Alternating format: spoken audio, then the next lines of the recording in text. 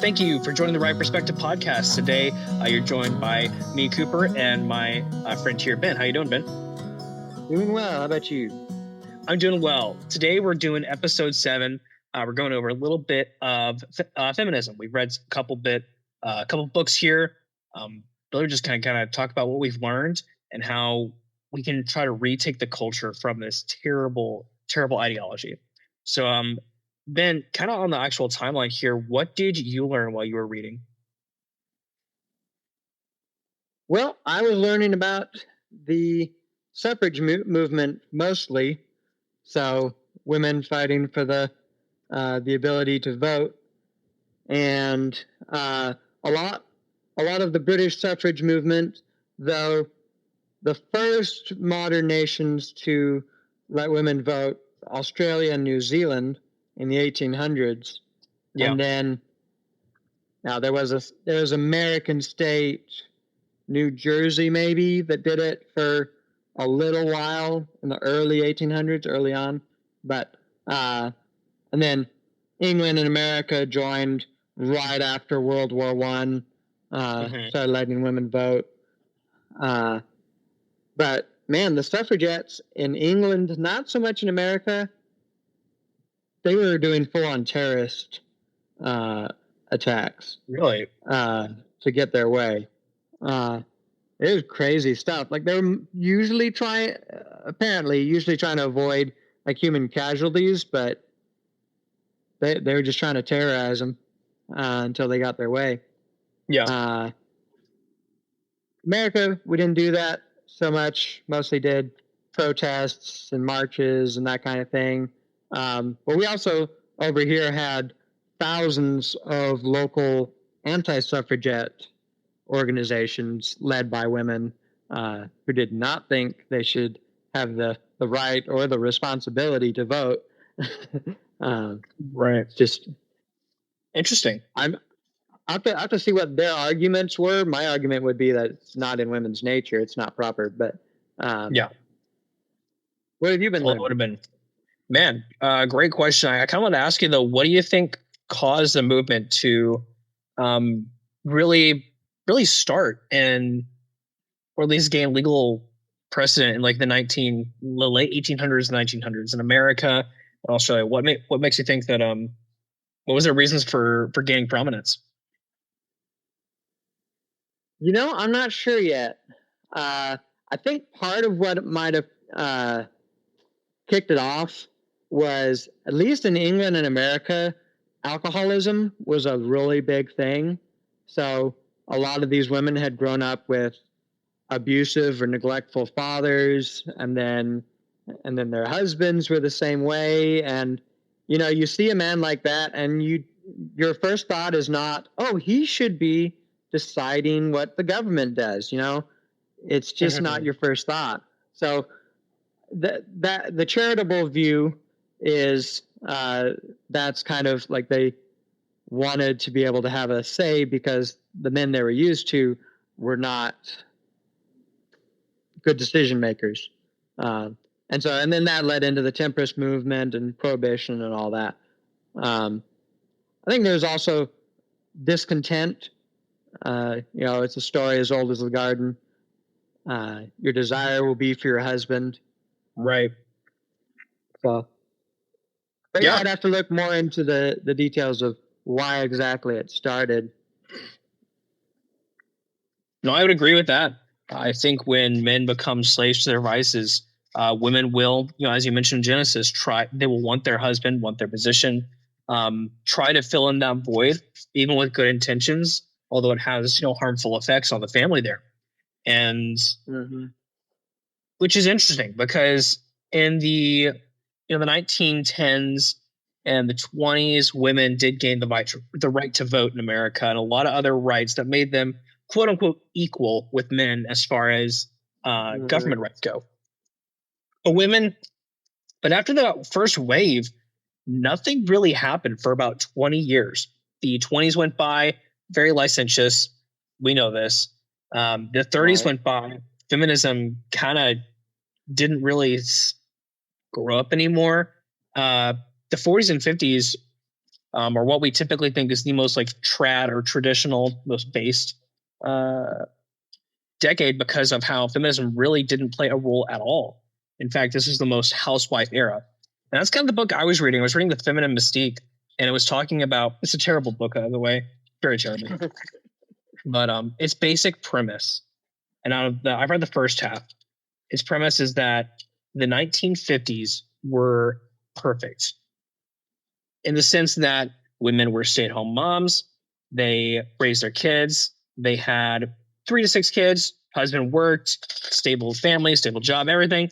Except that women, for some reason, started feeling this sense of depression, sense of that they don't belong, imposter syndrome, these strange, like something empty in your heart. That's how a lot of women described it. And it was kind of like a topic you didn't talk about. You just kind of suffered it, which I think is interesting, because in all the women, this book was written by a lady who did grow up in the 50s, or was a young lady in the 50s, and was written in the 60s and 70s. And all the interviews she did with women from that time, either during that time or in the time, although it was a little concerning hearing these women talk about how they feel and how poor they feel, it's strange that none of them mention their perfect life as having God in it. It's all empty.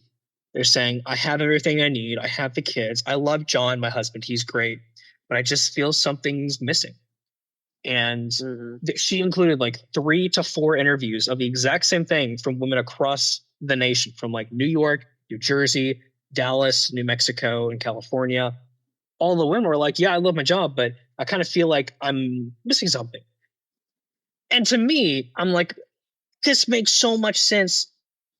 I don't know how they didn't see it, but it seems like Christianity did not play a part in the 1950s family.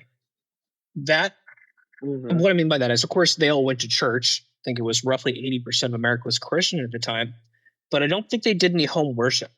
They didn't have any learning beyond Sunday school. And that's a real failure. It's a failure of the church to teach the men, to teach their families that. And I think that's because the wives felt like that was their only purpose on earth, was to be a housewife, to have 6 kids. And that's not their only purpose. That isn't our nature, but it's not something that our ultimate purpose is to serve God. And without that as your base, you naturally would feel like you're missing something. Does that make sense? Right. Yeah. I don't remember family worship being a cultural thing in America since the Puritans. Which the Puritans get a bad rap for. No wonder we went downhill. Yeah. For being too pious. Yeah, for being too pious. I think in some parts they were. Like, I remember reading a history book of a character from that time, and he decided to not ring the church bell anymore because he enjoyed it, and he thought that enjoyment would be like jealousy or something. So maybe sometimes you can take things too far, but I think a lot of what the Puritans had was, we could use a little bit more of that. Yep. I mean, start punishing fathers again for not, like church punishing, for not teaching their children at home. Can't just be a Sunday Christian. Well, and I think that a lot of fathers, if they knew the importance of it, would actually try to do that for their family. I just think that it hasn't been taught that it's an expectation. Because men, when there's an expectation for us to meet, we generally, this is again general, rise to the occasion. We want to be respected. We want other men to understand that we're competent. When there's no expectation at all, we're not going to do anything. That's men's vice. Other than lust, it's mainly laziness, not wanting to do work, and apathy.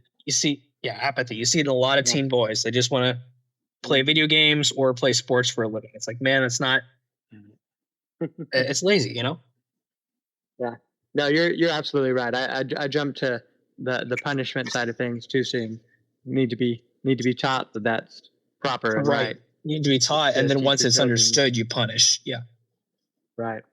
Yeah. So, what have been some of the fruit? Well, maybe what we should have said at the beginning was, what is feminism? Do you have kind of a working definition in your head? Yeah, I would have the basic definition I have is actually one from darn, I forgot her name, but it was one of the feminist leaders of the second wave. Is that um, a woman needs a man like a fish needs a bicycle. Feminism is, you've heard it from Michael Knowles. Feminism is essentially the subjugation of replacing men with women. There's no difference between them. That's the basic thesis, which we know is wrong because we know that we're not equal.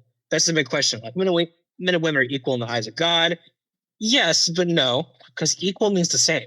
4, like the equation 4 equals 4 means they're the same. If it does not equal, it means they are not the same value. I'm not saying men are valued more than women, but it's the sense that we're valued differently. Okay. Yeah, we're definitely different and have different roles and duties and responsibilities. And I think that's a big part of what the discontentment among the housewives in that book was that they were not taught what their duty was. They were given, like, you can go to college, you can have a job and all this stuff, but you're a housewife. You need to be a housewife. Stay there. That's the big issue. It bred discontentment. When you're not taught everything is bigger than you, you have a role to play, you can be discontent very easily. I think that's part of it.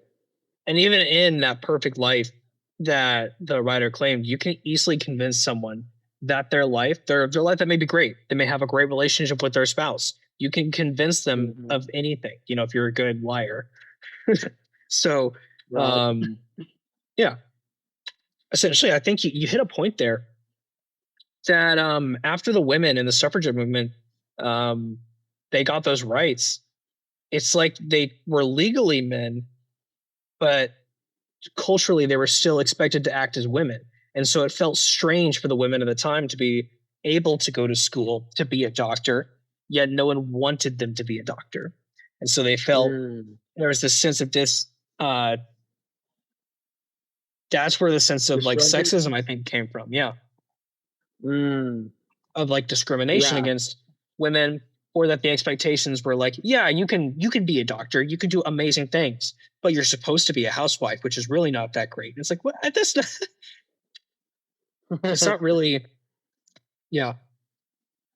I think building on that, we've kind of expected women to do things that they're not built for, they're not designed for. Voting, being in politics, lately being pastors, all these things, police officers, soldiers, all these things that women are not built for. It's not in their nature, and it's cruel to expect them to do those things.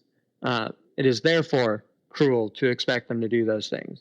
Right. I don't expect my 2-year-old to be a master electrician. He's not been given the tools yet to do that. And women were not designed with the quote unquote tools to be soldiers, pastors, presidents, whatever.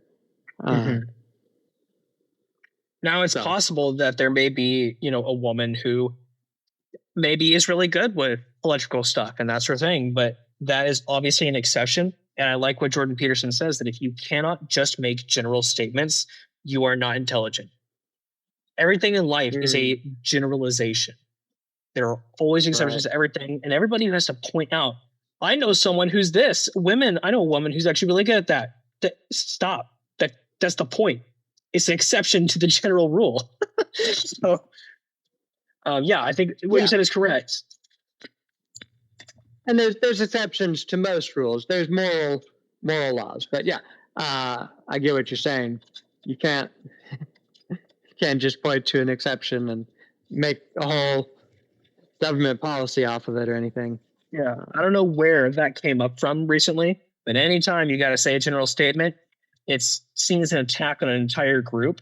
because of the Mm-hmm. stereotype is bad or something like that. No. Maybe that's what people have been talking about lately, about nobody can think in categories anymore. I haven't gotten them to explain that yet, what that means, but maybe that's part of what they mean. Yeah. One of the things, the book I'm reading, Actions Not Words, or Deeds Not Words, I think that's it, by the granddaughter of one of the British suffragettes, kind of going over the last 100 years of feminist history. One of the things she brags about is feminism bringing in the welfare state. Oh, And really? I've heard that. It's like, that makes so much sense. Women are made to be empathetic. They're nurturers. They are for their role in the home. Part of the role is protecting, rearing these little tiny children. And so when you put them into government, then they don't change their nature. They use their nature. And their nature is, oh, we got to take care of these people. Oh, they need something, let's give it to them, and then you Motherly, get yeah. welfare and socialism, and it's been weaponized to include abortion, because you make an empathetic argument. Oh, the poor women that had whatever happened to them, or engaged in something themselves, but don't want the consequences, protecting people from the consequences of their own actions. Hey, side note, I wonder, so it's funny how, and this can be taken unseriously and in not a nice way, but you know how once the 19th Amendment happened, we've had more liberals win than ever. And a lot of that's chalked up to, women being able to vote. I think that's largely true. I want to see and maybe study a couple of what were presidential campaigns like before that style of governing was introduced, before this motherly, loving type of. Yeah, because all of Teddy Roosevelt.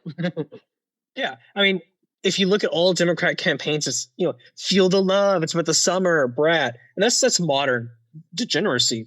But I wonder how much of it was much more like testosterone filled before women could vote. Right. I'd like to take a look at that one day. Yeah, because if women are half the voting bloc, people designed towards empathy and nurturing, you have to include that in your messaging, and then in your voting patterns as a politician. Yeah. Otherwise, you won't get elected. I guess that explains the bastardization of the conservative movement then. Because I know there's a lot of conservative women. Most women in our life are very conservative. But imagine if you need to win at least close to half the vote to win the government, you have to pander somewhat to that side. Right. And so that could like stretch that Overton window and kind of have what we have now, a really big circus tent full of a lot of different things that should be separate parties. Right. Well, I know you need to go soon. We're having a shorter episode today, but we will talk about this some more next time. We're gonna have a part 2 episode, hopefully a little bit longer. Maybe we can talk about the rest of the movement going into the 60s and 70s, modern era. But thanks for coming, Ben. Really enjoyed it. Yeah. Talk to you next time. Yes, sir. Have a good day. Take care.